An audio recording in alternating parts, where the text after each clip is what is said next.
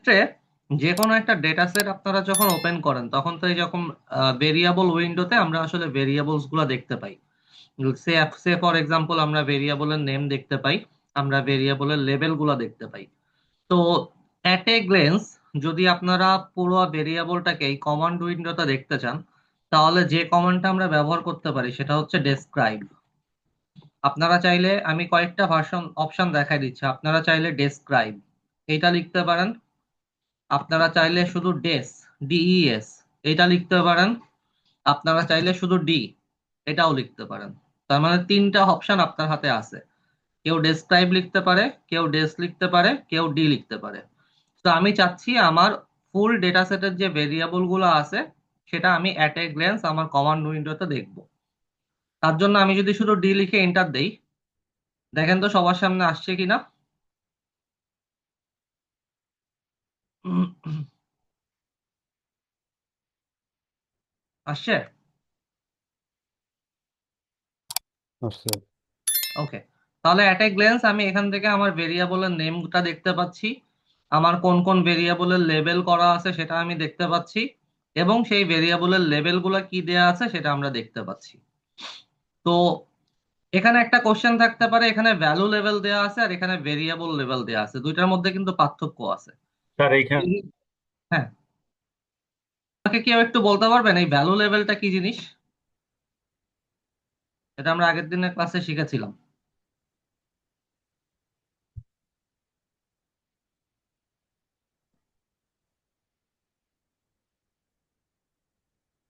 এই ভ্যালু লেভেলটা হচ্ছে, আগের দিনের ক্লাসটা একটু রিকল করার চেষ্টা করেন যে আমরা একটা জেনারেট করেছিলাম একটা ভেরিয়েবল।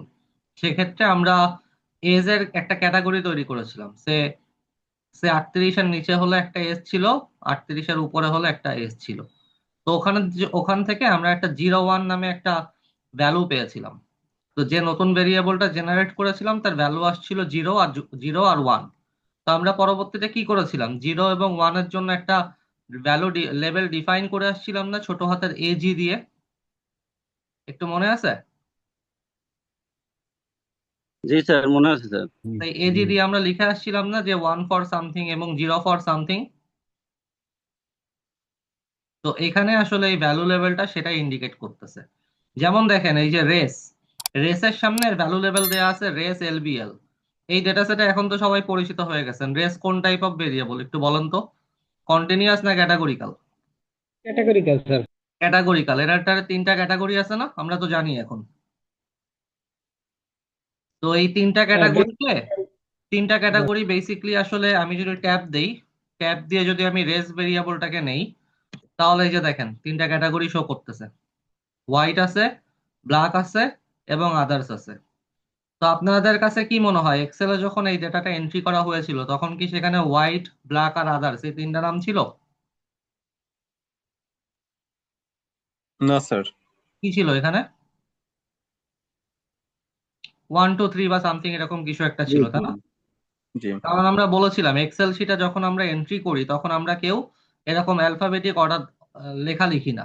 কারণ অ্যালফাবেটিক লেখা লিখে যদি আমরা ইম্পোর্ট করে স্ট্যাটাতে নিয়ে আসি, তাহলে সেই ডেটা সেটটা স্ট্যাটা হচ্ছে একটা স্ট্রিং ভেরিয়েবল হিসেবে চিহ্নিত করে, এবং আমরা জানি স্ট্রিং ভেরিয়েবলের জন্য অ্যানালাইসিস করা সম্ভব হয় না।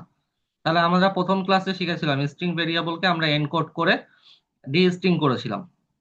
তো আমরা যদি দেখতে চাই যে অ্যাকচুয়ালি এই ভেরিয়েবলটা কিভাবে আছে, তাহলে আমরা এর লেভেল গুলো দেখতে যাচ্ছি যে হোয়াইট, ব্ল্যাক এবং আদার্স এর অ্যাকচুয়ালি কোডটা কি ছিল। তাহলে সবাই আমার সাথে এই কোডটা লিখেন, ট্যাব দিয়ে আমরা যদি রেস লিখি, এরপর কমা দিই, দিয়ে স্পেস দিয়ে NOL, নো লেভেল, NOL মানে হচ্ছে নো লেভেল, দিয়ে আমরা যদি এন্টার দিই, দেখেন ও এখন আমাকে শো করতেছে 1 2 3। তাহলে এখান থেকে দেখেন এই যে 1637, এখানে এই যে 1637, তার মানে আমরা বুঝলাম যে 1 বলতে বোঝানো হচ্ছে হোয়াইট, 2 বলতে বোঝানো হচ্ছে ব্ল্যাক, আর 3 বলতে বোঝানো হচ্ছে আদার্স। দ্যাট মিনস স্ট্যাটায় যখন ডেটা সেটটা ইম্পোর্ট করে নিয়ে আসা হয়েছিল তখন এটাকে আসলে এরকম ভাবে একটা অপশনে ছিল। পরবর্তীতে এটার ভ্যালু লেবেল করা হয়েছে, ডিফাইন করা হয়েছে এইভাবে হোয়াইট, ব্ল্যাক এবং আদার্স নামে।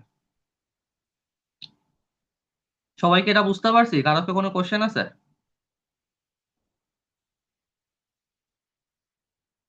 তাহলে এখানে বেসিকলি এই যে ভ্যালু লেভেল যেগুলো শো করতেছে, দেখেন যে যে ভেরিয়েবল গুলোর সামনে ভ্যালু লেভেল শো করতেছে, এই প্রত্যেকটা ভেরিয়েবল গুলাই দেখেন এই ডেটা সেটের মধ্যে ক্যাটাগরিক্যাল ভেরিয়েবল, যেগুলো হচ্ছে কোডিং করা ছিল 1 2 3 এরকম নামে কোডিং করা ছিল।